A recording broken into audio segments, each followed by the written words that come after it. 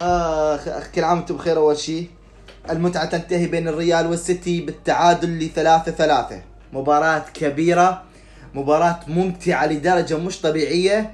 رومنتادا في الشوط الاول للريال، رومنتادا في الشوط الثاني للسيتي. الفيردي بصاروخ بوم بوم، وجاء الهدف الثالث.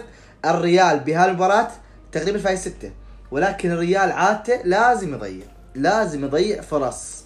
يعني احنا مخلصين الشوط الاول 6 على الاقل 6. شو سوى هذا كرة القدم؟ فينيسيوس امام المرمى يضيع الكثير، رودريجو نفس الحالة.